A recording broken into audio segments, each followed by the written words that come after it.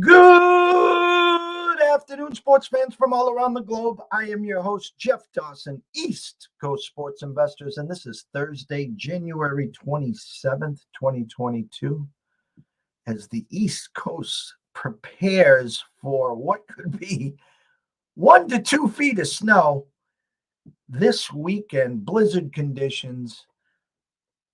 I decided, what the hell, right? It's Thursday. We got to go to the Windy City. We got to go to the mid-major king, and we need to talk some college hoops. And what better way to start your Thursday, Thirsty Thursday at that, than with the one, the only, Mr. Colton Sroka. My friend, the legendary Jeff Dawson of East Coast Sports Investors. What's going on, my man? How are you? You doing all right? Everything good on you? I caught you right in the middle of a sip of coffee. Sorry about that. How you doing? Everything all right on your side of the screen? Uh-oh. They call it March Madness, and I'm in the January funk. Not dissecting games, talking games, giving out winners, dogs, big money lines, winning outright. Yet when it comes to the ECSI VIP experience, the spaghetti strainer just keeps getting us. And you know, only so many times you can go to the sermon and ask for help. I mean, it's just, this. I mean, It's nauseating. I mean, we could dissect a board like today. We could break down 15 games, and on paper we could go 12-3, and then we could release 3 games, and the 3 games will be those losses. Like you start the other day, by the way. You started out 7-0. I had the one loss, by the way.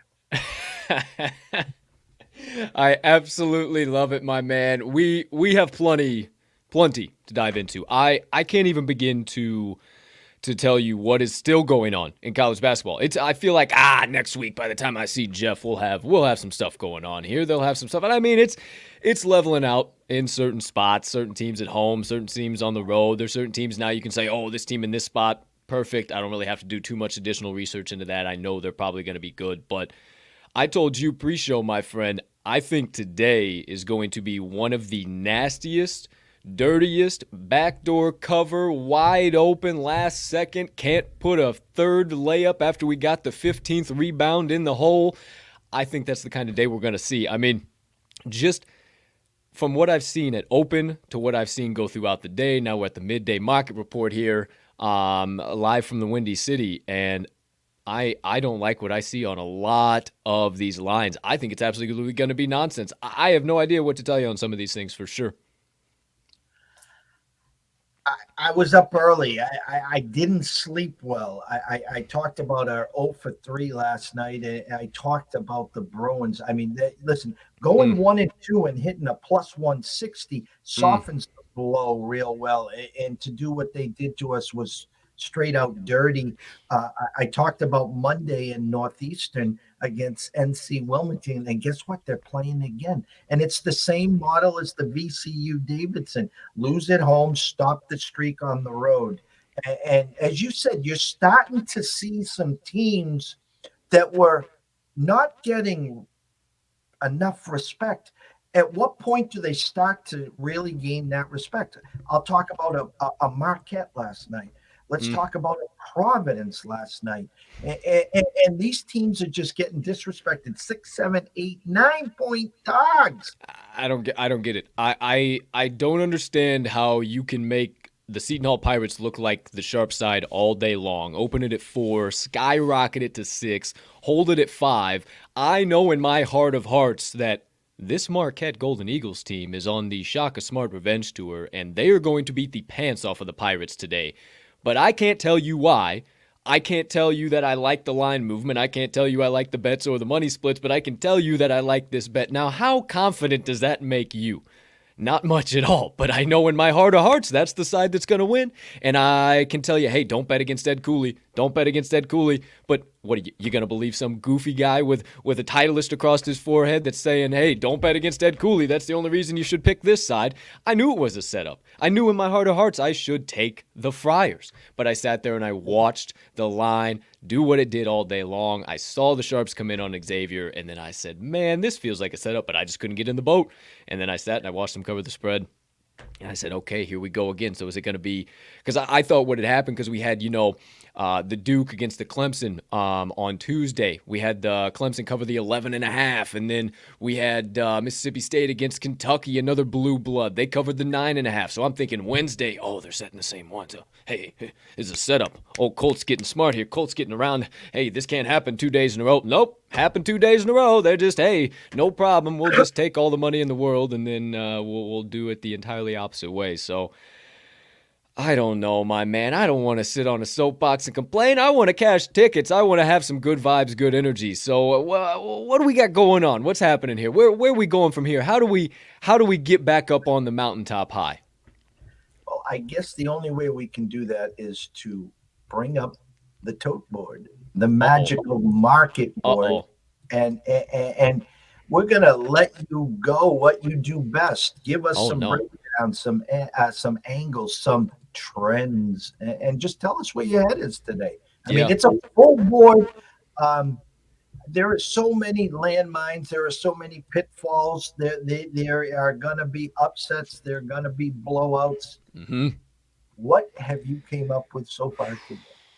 So I got 4 mid-major plays. Who would have thunk? They're all mid-major plays. I tell you what, I've been trying to get involved in the Power 5, the SECs, the Big 12s, the Big 10s, and not to say in certain spots that I can't find the value in them, but here recently, I am having no luck in the big schools.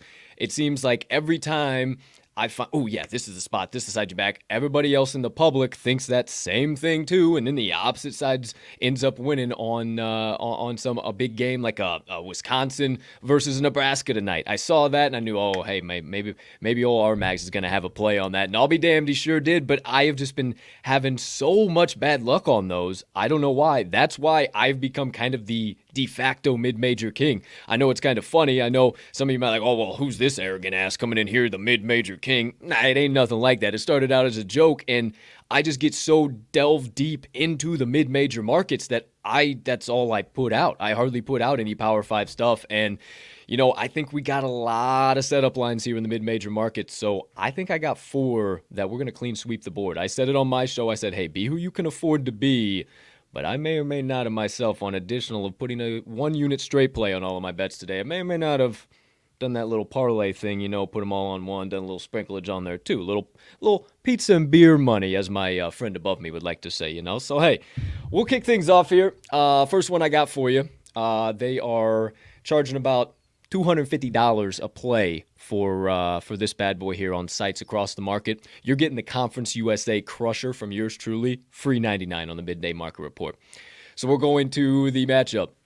Let me see if I can see it on your screen there. I don't see it on the screen. Oh, yeah, I do. 761, 762, Middle 10 and Marshall. Conference USA matchup. We are going to Middle Tennessee. Looks like it's settled around the market plus 2.5. I like that Heritage number at the plus or the -1 in favor of Marshall, but we are going Middle Tennessee again, plus 2.5. Looks like a couple of those smaller books have not moved it up yet. What do you know about that? All that being said, let me tell you why I think the Blue Raiders are going to be the side. I think they win this game outright, to tell you the truth, but I'll take any points the books are willing to give me here on this one.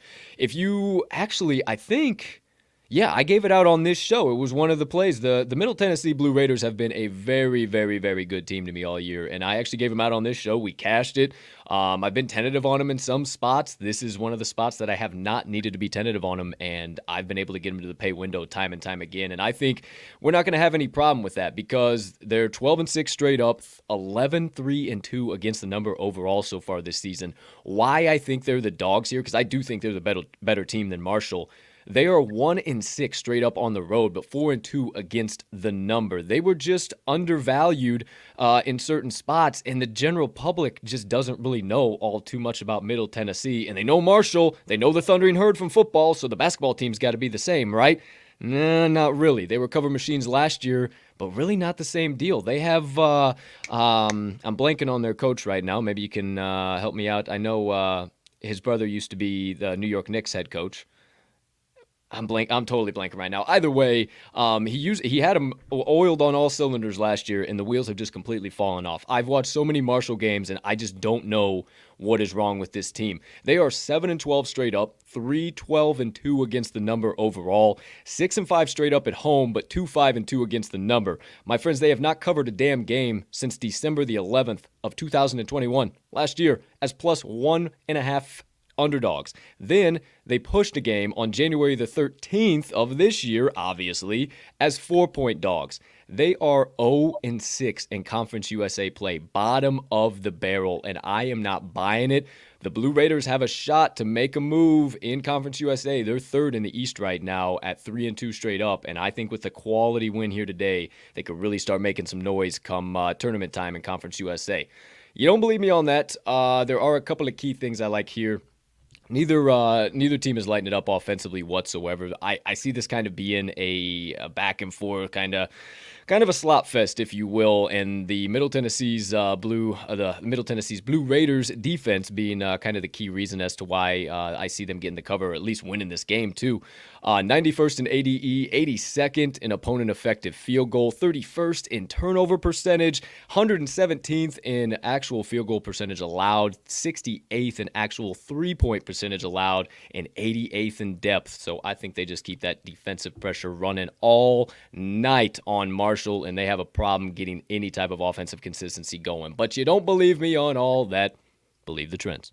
Middle Tennessee, 4-1-1 ATS last 6 as a dog, 6-1-1 ATS last 8 road games, 4-1-1 ATS last 6 as a road dog, and 6-2-2 ATS last 10 Thursday games. Marshall's 2-12-2 against the number their last 16 as a favorite. You want to back that, go right on ahead. They're also 0-4-1 against the number their last 5 home games, 0-4 against the number their last 4 as a home favorite, and the underdog in the last 6 meetings between these two teams is 5-1 against the number.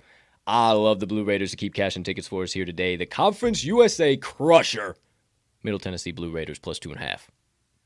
I want to interject one question here. And listen, I'm 2 for 2 on our shows picking this off. And you're talking defense. Mm-hmm. You're talking back and forth a little, what I like to call grab ass going on here. Yep.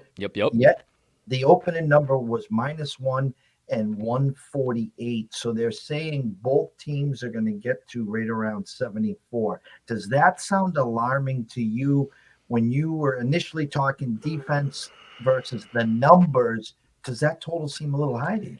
It does seem a little high. I honestly see this like a 70-65 maximum.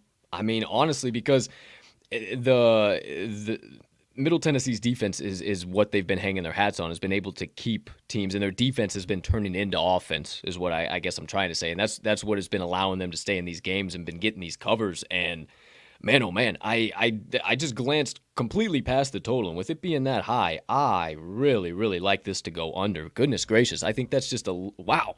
Look at that, 2 for 2. You might be 3 for 3 here now, my friend. I like this a little bit. I like that. Well, that's, 4 eyes are better than 2, right? I like that a lot, though. Goodness gracious. Yeah, and it looks like, too, the under right now, pretty sharp play. Only about 14% of consensus bets, but about 69% of consensus money coming in on that. Well, something to think about there, my friends. Holy cow. So, yeah, that makes me, if the under's this side, that makes me like Middle Tennessee even more in a shootout, wild Conference USA game. Yeah, they're flat 2s. Jazz just went to 2. Again, there's 148 in the hooks out there. And again, what I've been able to pick up when we've talked is the games, though, that you think initially were going to be unders because of, let's say, lack of offense or good defense. So that's why I was asking you your thoughts. These 2 times on the shows, you might have had these teams, like you did just say, 135, yet the number's 148, and both times they went flying over. Oh, so they did fly over. Okay. Yeah. So my question to you again, especially when you're thinking the under here, and there's 55% of the money coming in on the under. That just to keep an eye. Maybe this flies Yeah. over it. Maybe it's a little track mate. I don't know. Yeah, quite possibly. Something to think about there, though. Nice little sidebar conversation on that matchup. I like that a lot. Well, I don't see my next one on the old board yet, so maybe a little scroll on down. I'm looking for Gardner Webb and UNC Asheville, so it shouldn't be too far down there. You have a rotation number? I don't have a rotation number on mine. It was earlier on in the day, so I gotcha. I gotcha. yeah, it's earlier on in the day. There we go. Yep. 306191. All right.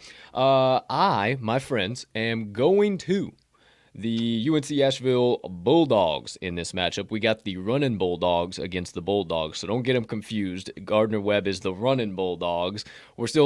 They're still going to be running in UNC Asheville. They just don't have to say it in their name to make everybody assured that it's actually going to happen. So we just got the UNC Asheville Bulldogs.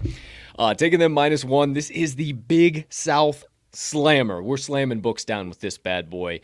Honestly, UNC Asheville has been great for me all year long, especially on their home hardwood.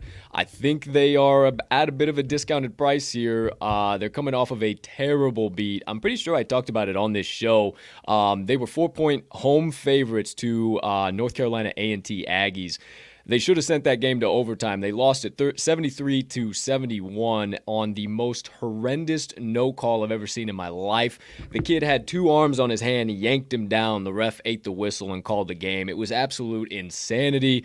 Not to mention, they also lost against South Carolina Upstate, who have just been playing upset kids special over the course of their last about 10 games, actually. And then they lost an overtime thriller against Winthrop. Now, that is 3 out of their last 5 games. And that is 3 straight losses, actually. So if a team has ever been due for a win after getting smacked in the mouth time and time and time again here, it is these Bulldogs. Now, they are 7-3 straight up and 5-2 against the number on their home hardwood. So you know they are the real deal when they get to come back home, and they are undervalued today. Gardner Webb is only 2-7 on the road straight up, 5-4 against the number overall. They only covered 1 out of their last 5, and I think they are ridiculously overvalued just because you've heard of that name, Gardner Webb, before. But honestly, UNC Asheville has been building a program in the Big South that they want to be able to compete in that conference, and they are finally at the precipice of that building, and I think we see it all pay off here today. Home and away scoring splits, pretty big for me too. UNC Asheville's averaging 75 points per game on their home hardwood, 67.7 points per game allowed. Gardner Webb, 64.3 points per game on the road and 69 points per game allowed flat on the road as well.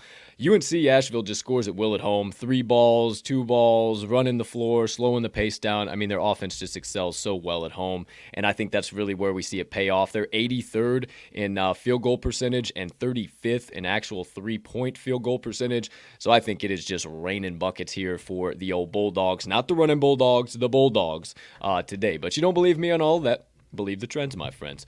Gardner Webb, 2-5 ATS last 7 as a dog. 1-4 ATS last 5 versus a team with a winning straight-up percentage greater than 600. Gardner Webb, 1-5 ATS last 6 following a straight-up loss. UNC Asheville, 4-1-1 against the number last 6 following an ATS win. 9-4-1 against the number their last 14 games overall. And the favorite is 5-0 against the number in the last 5 meetings between these two teams. I love UNC Asheville here. This is the perfect bounce back spot for them. Gardner Webb just getting a little bit too overvalued on the road. I'm not saying they're going to get blown out by any means, but I see it's about 4 or 5 point game for sure. So give me the UNC Asheville Bulldogs -1 for my second best bet on today's college basketball board. I love this conference. This is usually the start of the conference tournaments. This is like that Thursday, Friday, when you wake up and there's 4 of these games and everyone's scratching their head. They're like, oh shit, we got action. We got action. Who are these guys? Who are these guys? So then you look to your boy and he can tell you everything about him. I love every bit of it. I love the Big South. They're definitely one of my favorite conferences for sure. All right, so that's 2. We got Middle Tennessee +2.5 and NC Asheville -1. Bingo. Number 3. And hey, I feel like I owe I feel like I owe you and I owe all of the ECSI family out there a little bit of redemption for that horse shit that happened on last week's parlay. So I might have brought a little something along with me too. So I digress. Third best bet of the day. We're going to the Sun Belt. And my friends, this is the Sun Belt Bookie Soul Sucker. We're going to the matchup between the Texas State Bobcats and the Texas Arlington Mavericks. And we're taking all the points the books are willing to give us with the UTA Mavericks plus 3.5. Let me see where that rotation is so I can get you on there as well. Right there, 803, 804, my friend. Bingo, there we are. Caught this at 3.5. Kind of been bouncing around all over the place, to tell you the truth. Was at 2.5, up to 2.5, some spots down to 2 to 3.5. I'm not really worried about it because I think it's a bunch of fugazi line movement just to try and get more people to buy into Texas State being the quote-unquote better team.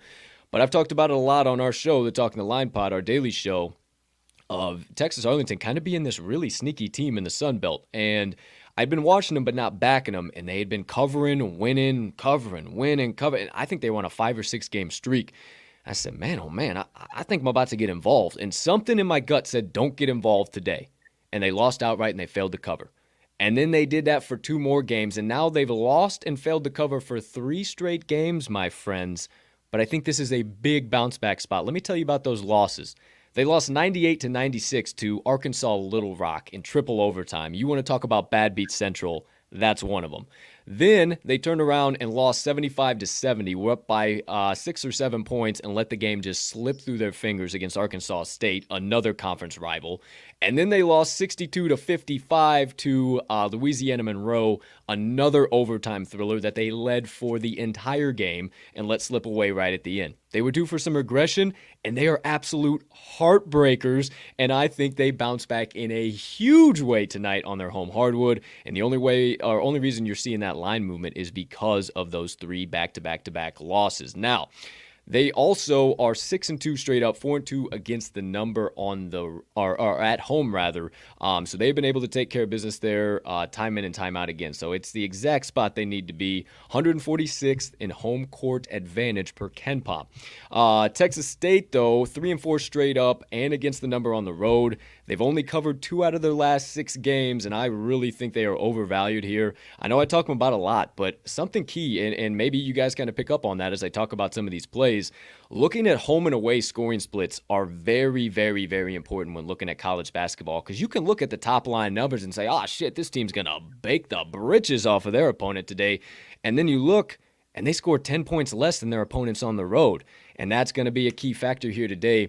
The Mavericks are scoring 69.3 points per game, but only allowing 67.7 points per game at home, where Texas State is scoring 68.4 points per game and allowing 70.4 points per game on the road. So it's going to be a sweaty matchup. I'd be lying to you if I said this wasn't going to be a sweat right down to the end. I can promise you that, but I can also promise you that University of Texas Arlington, they're going to have I'm going to just continue to refer to them now as UTA, a little bit easier, a little bit less of a mouthful.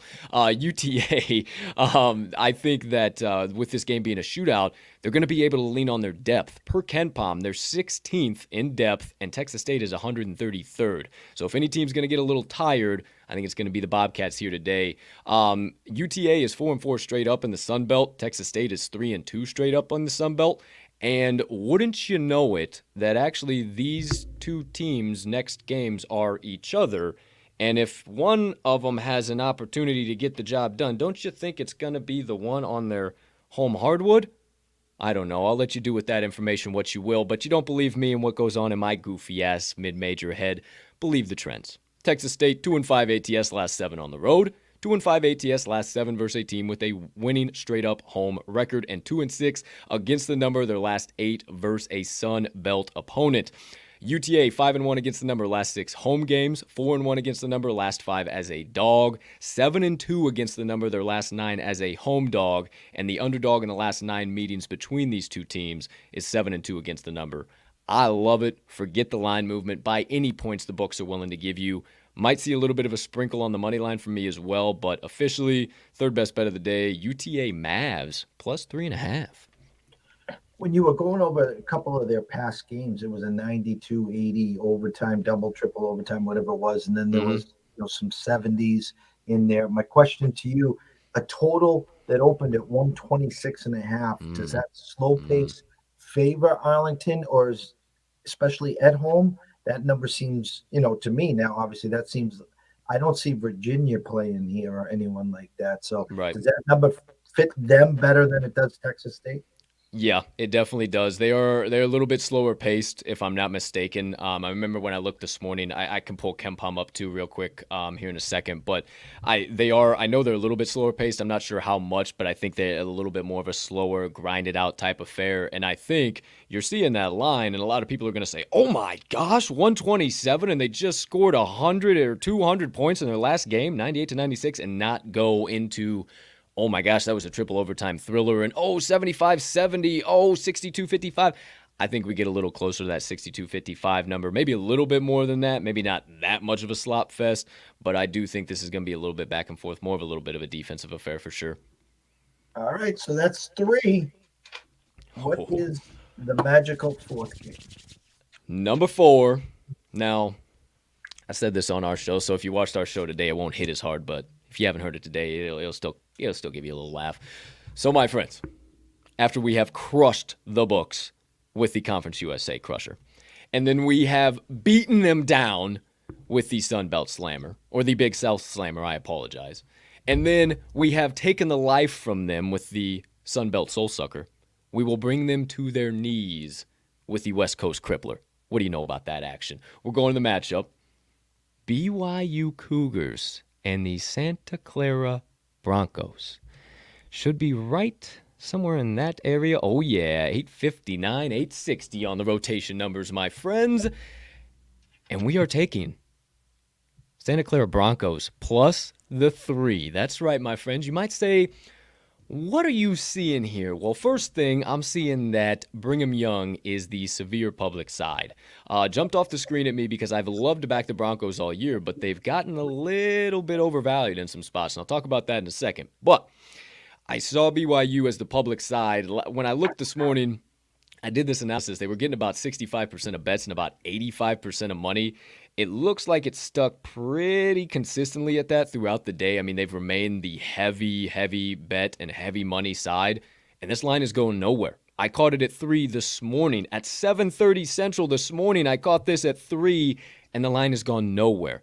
I absolutely love the Broncos to take care of business. They might even win it outright, but as I always like to say, I will take every point that the books are willing to give me here. Now, there are a few coincidences that I'm just going to let you have, and you can say a little, hey, how you doing, or whatever you want to do with them. But BYU, lowest spread they've had set in their last 13 games. One of those games they didn't have a spread set, so I'll let you deduct how good that opponent was. They're 4-2 straight up and against the number on the road, but only 1-1 straight up and against the number against West Coast Conference opponents on the road. So something to think about there. And 10-9 against the number overall this season. So a big how you doing. What about Santa Clara? The lowest spread that they've had set in their last 8 games, either dog or favored. They're 9-3 straight up, 5-6-1 ATS at home. I told you I bet them early on in the season. They were destroying teams. They were extremely undervalued. The books got smart, started overvaluing them, and now they're coming back to earth, and they are in the perfect spot here today. Now, I mentioned lowest spread for BYU. I mentioned lowest spread for the Broncos. I said that seems too much of a coincidence. I got to look a little bit deeper. I go to the head-to-head matchups between the Cougars and the Broncos. This is the lowest spread set between these two teams, West Coast Conference rivals, mind you, in the last 5 seasons, and before that, since 2015. Now, let me tell you this. On January the 26th of 2017, so 5 years ago yesterday, Santa Clara opens up as 3.5-point dogs at home to the BYU Cougars and win the game outright, 76-68. I'll let you do with that what you wish.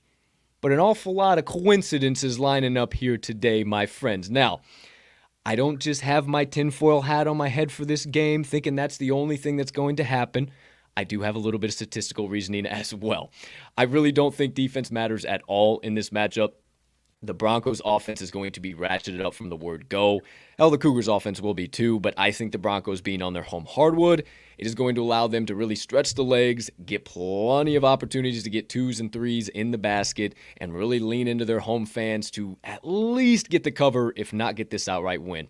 33rd in adjusted tempo, so I think they're going to boat race the Cougars. 46th in AOE, 28th in effective field goal, 58th in offensive turnover percent, so they value the rock, 21st in actual field goal percentage, 42nd in actual three-point percentage, and they shoot 76 from the charity stripe to boot. So they are going to be lighting it up on the offensive side of the ball all day long. They're actually a little bit bigger and physical than the Cougars, 31st in height per KenPom compared to the Cougars' 196th, so a little something else to think about. And then last but not least, BYU is 5-1 straight up in WCC. I understand, but that's with the 7th out of 10th ranked toughest conference strength of schedule. Santa Clara's 2-2 straight up, but they've played the hardest conference strength of schedule so far this year. I think it's time for some positive regression, and I smell upset special here in this one tonight. But if you don't believe me for the final time, my friends, and as always, my pleasure on this wonderful show at this wonderful hour on this beautiful Thursday of bets, BYU. 2-5 ATS last 7 versus a team with a winning straight-up record. 1-4 ATS last 5 Thursday games. The Broncos, 5-1 ATS last 6 versus a team with a winning straight-up road record. 4-1 ATS last 5 as a home dog. I wrote this down this morning, and it still holds true. Everyone loves the Cougs. They're dumping bets. They got Brinks trucks backed up to their number, just throwing money at it, and it's still going nowhere. So I think we can get on the Broncos and ride them straight to victory, my friends. So, final best bet of the day, the Santa Clara Broncos +3. I've been watching that team all year, and as you talked about spreads and stuff, and I don't want to say, I think Vegas has been pretty coy to them. They're not giving them away, put it that way. Now in comes the BYU team. I love where your eyes are. Again, this would be an ECSI, sound the bells, ring the bells, sound the horns, I mean, it's just like, it just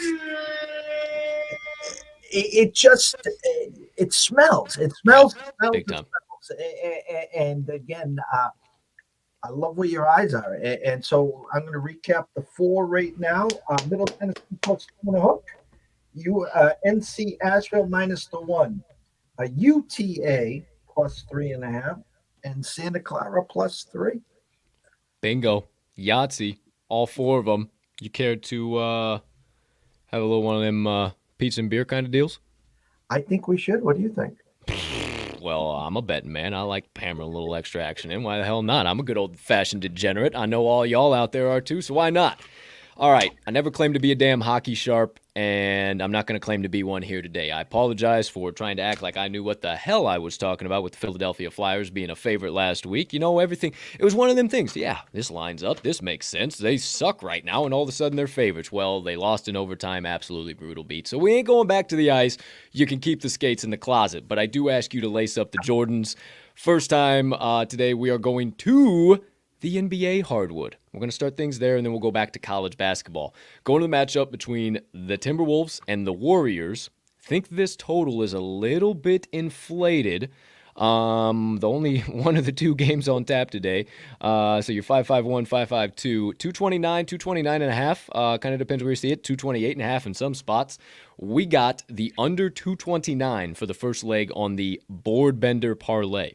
Timberwolves versus Warriors under 229. That's leg number 1. And then keep them Jordans on. But in my opinion, we're going to the better version of basketball, but it would be the amateur version from this, which generally means it's the worst, but I think it's the better version of basketball. However, it's not what we're here to discuss. We're here to discuss the remaining 4 legs. That's right, there's 4 more. Number 1, Florida Gulf Coast University Eagles on the money line. I love the line moving on the spread, but the money line takes out any nonsense, which we talked about on the show is probably going to happen today. Number 2, the James Madison Dukes as well on the money line. Love the line movement to get on the spread, but we will avoid any nonsense on the money line. Number 3, we got the Jacksonville State Gamecocks, have been an excellent road team. lost to my Crimson Tide on the road by only 6 points. And this is an Atlantic Sun team going up against that SEC team. Dominant team. Now they're playing a conference rival. I think they have no problem winning this on the road. Fourth, final. This team's burned us a couple times, Jeff. I'm getting the lick back for us. Weber State Wildcats on the money line. So all 5 legs tallied up, you're getting about an over 14-1 odds payout. It was about 7-1 with all the college basketball. We saw this total for the NBA. We added it to it, got it over 14-1. One more time for you. We got the Florida Gulf Coast Eagles on the money line, James Madison Dukes on the money line, Jacksonville State Gamecocks on the money line, Weber State Wildcats on the money line, and the Minnesota Timberwolves versus Golden State Warriors under 229, or whatever you're finding that line, because it looks like it's all over the place, on your favorite book. Lock that bad boy in. Let's get a little extra pizza and beer money here. I said it on my show. Do you understand now how pissed off the books are going to be? I said it to all of our viewers. Now you guys got all access to. Do you understand how pissed off the books are going to be when they have to pay all of us out on this juicy 14-1 odds payout? I don't even know. I can't wait. Hey, Jeff Benson, I love you. I appreciate you, man. You've been nothing but kind to me, but I got to bankrupt your ass tonight. So it's me against thee. It's us against them. Let's bankrupt some books here tonight, my friend. Amazing knowledge. And he doesn't bring the knowledge. He's got the facts, the data to back it up. No one's got more. I call him the Energizer Bunny for a reason. I mean, I love our Thursdays. You come on and you remind me of Emerald. I'm trying to saute up my Stop it. You didn't just say that. You didn't just say that. And I got the shrimp seasoning, and all of a sudden I hear a BAM! And he just I can't. So they don't know this on the opposite side of the screen, but me and this guy over here, we share a lot in common, and we have a lot of coincidence moments, and a lot of like, how the fuck did we get here? How is this even possible? And one of my dreams and passions in life, and I've kind of led into sports gambling here now, but has always been a chef, and to own my own restaurant sometime down the line. And my number one favorite chef, I go to his restaurant every time I'm in Las Vegas with the chance to hopefully see him because he's usually there. Emerald Lagasse is my favorite chef ever, and I can't believe you just said Emerald Lagasse. I've been watching him since I was 5-6 years old, for crying out loud, maybe even younger. So yet another how you doing full circle kind of moment for us, my friend. Well, I hate to break it to you. I live on Cape Cod. Uh-huh. And 45 minutes from Fall River, where Emerald is from. That was where he grew up. It's such a small world. I mean, I think we're going to have to find an editor. We need to write a book here between you and I, because it's just too many coincidences right now. It's much. It's weird. It's weird. It's like reincarnation has happened, but neither one of us has kicked the bucket yet. So it's a real weird fucking parallel universe we find ourselves in, and we're just here living through it. I was working at a very fine cuisine Italian restaurant, Alberto's on Main Street, Hyannis. My brother was the chef there with Felice from day one. Then they went across the street. They got a 300, 350, 400 seat place. And my brother, I didn't go to school like my brother did. And he went to school in Rhode Island, to one of the best places around, to, pursue his dream. And so he's there. He's got 15 burners going. He's the saute king. And they asked me if I wanted to do the grill. I was like, all right. So I'm learning the diamond marks, and I'm learning all this stuff. I got real good at it. And then this was the height of Emerald. And so, listen, we got tickets galore. There's a line out the door. It's a Friday night, and the place is just going crazy. So I would get the nudge. Go ahead, Jeff. And my brother hated it. He hated it. So I got a couple steaks on the fire, and I'm seasoning them up, and I do the step back, and I go, boom! And after the third or fourth one, my brother turned to me, and I swear to God, he was going to kill me. I love it. I absolutely love it. I can just see you sitting there doing that. That's electric. Oh, that's great. There was the Jordan era too, and I would do the step back. Oh, you're a madman. I love it. I absolutely love it. All right, Colton, the stage is yours. Wrap it up. Tell them I've had the crawler right here, your social media, but I don't do it justice, obviously. Give everyone where they can find you, the time, the dates, the podcasts, the emails, whatever you want. The stage is yours. All right. Well, you can follow me at Colt TTL Sports. You see it down there, as well as at Talking the Line. At Talking the Line is me and my partner's brand. You can follow him at RMAGS TTL Sports. Pretty much where we put out all of our daily content, sports, gambling picks, everything all in between. So follow us at Talking the Line on Twitter. We got our daily show, Talking the Line Pod, 10 a.m. Central every single day.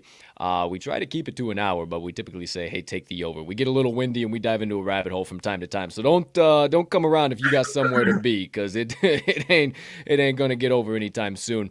Yesterday, Wednesday, we drop our weekly show.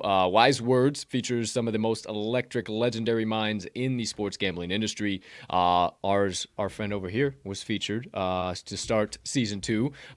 Much to our pleasure, had kind of the start of this whole relationship here, and we have gone from there. So check that out. We just released a totally different spin. Yesterday featured Kevin Roth of Roto Grinders. He's also the meteorologist for ABC 13 out of Houston, Texas. So totally different spin. Like, everybody loves to talk about the weather and, oh, it'll affect my bets this way or do this or do that. And I mean, he set the record straight on so much good stuff, and I absolutely had a blast. I think you guys will love it. Check that out. We actually have a mutual friend of ours coming on next week's show, so check that out too.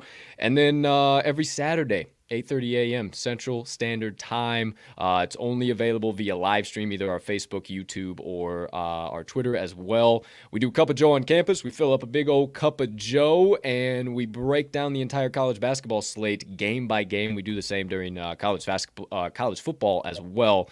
But we go game by game, talk about the totals, talk about the spreads, and just kind of wake up for about 2 hours, about 8:30 to 10:30, and then show's over and the slate kicks off. So that's about everything. Also, I guess I shout out the blogs too. You can check them on talkingtheline.com. Sorry, partner. I know you probably watch and don't mean to jab you, but my partner used to do a Green Bay Packers blog. Obviously, that's not working out so well for him anymore. So he's in the market for a new blog. Wore the Titleist hat today. Shout out RMAGS. He's diving into the PGA markets. He knows a little bit about it, and he's seeing, maybe I can start capping in here too. So he's going to do a little bit there. Might be coming out with a blog on that. I got my UFC blog. Got the afternoon college basketball board report. And then all types of nonsense too. During baseball season, I'm always blogging something. I did about half a dozen just random things. I did like one, The Legend of Chris Flexen. I just love writing and just doing different random things. So you can subscribe to him there. This guy too, shout out, big subscriber of the TTL Cruise blog. So we'll keep those pumping. And if I missed anything, just stop by talkingtheline.com. You can catch it all there. Outside of that, appreciate you, my friend. Oh, no, appreciate you. Tomorrow we will, Friday, 2 o'clock Eastern, 1 o'clock Central, be bringing on his partner, Riley. We'll have to ask the question.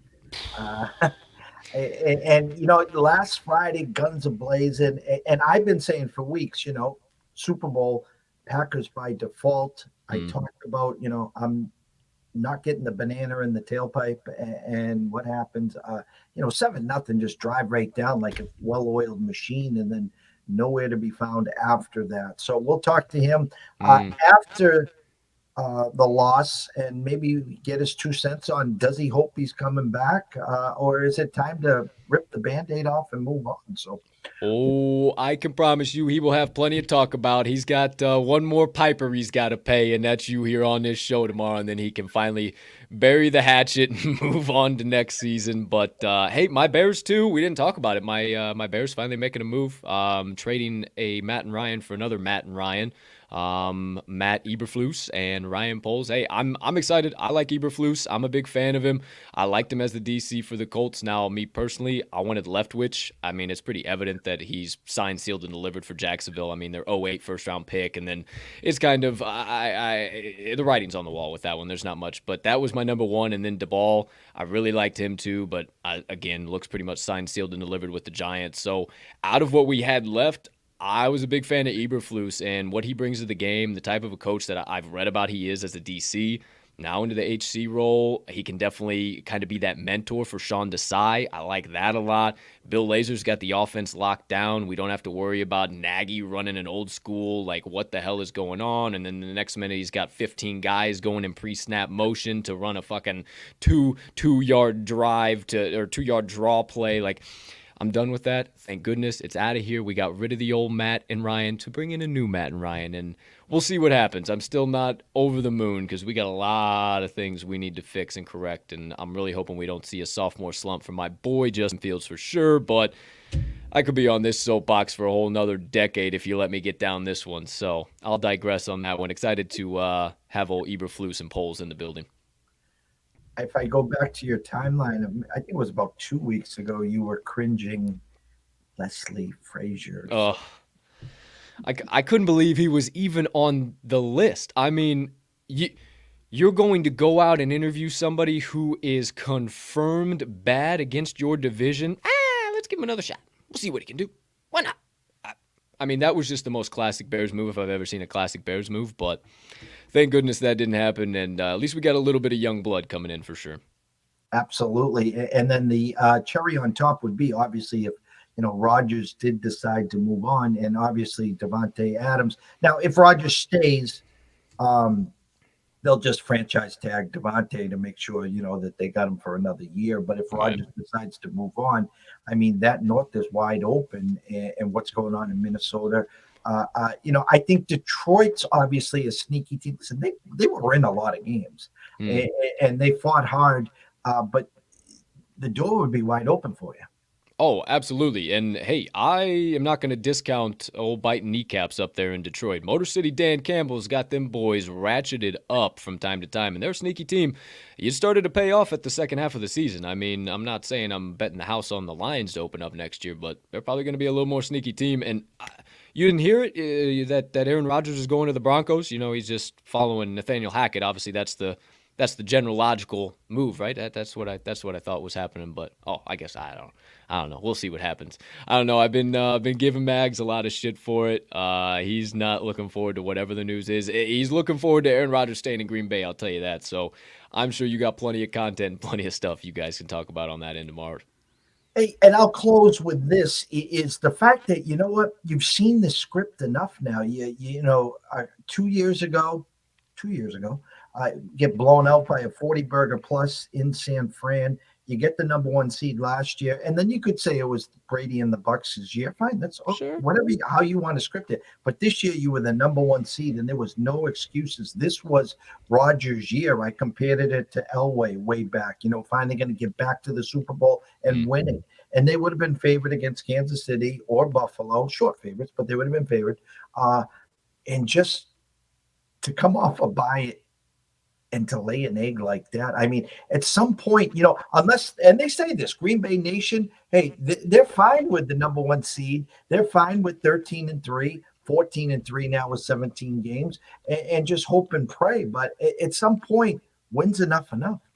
That's what I said on our show. I said, you guys are a great regular season team, and you play in a pretty bad NFC North, and I think that's evident. But also at the same time, like, when is enough going to be enough? When is it going to be one more time, one more run? When is it going to be the last one more run? Because I feel like I've just been one more run for the last few years. So I don't know. We'll see what happens. I'm not the forefront, the authority, and I'm sure he's already writing notes furiously on the opposite side of the screen over there somewhere. He's got plenty of stuff. He's like, hey, I remember you guys said this. That's bullshit. No way. Hold on. We're talking about this. Just wait. You need all types of cheese falling out of your ears. You'll have it tomorrow at 1 p.m. Central for sure. Anyone wagering tonight, always wager responsibly. Stay in your lane. Always, always, always. If you have a problem, pick up the phone. There's an 800 number right there. Ask for help. Why? Because we want you here today, tomorrow, next week, next month, through 2022 and beyond. For myself, Jeff Dawson at EC Sports Invest, Colton Sroka talking the line at Colt TTL Sports. We wish you all a blessed day. Good luck on your investments, and let's cash a few tickets and maybe even a 14-1 parlay. Sounds like a deal to me. See you in the morning.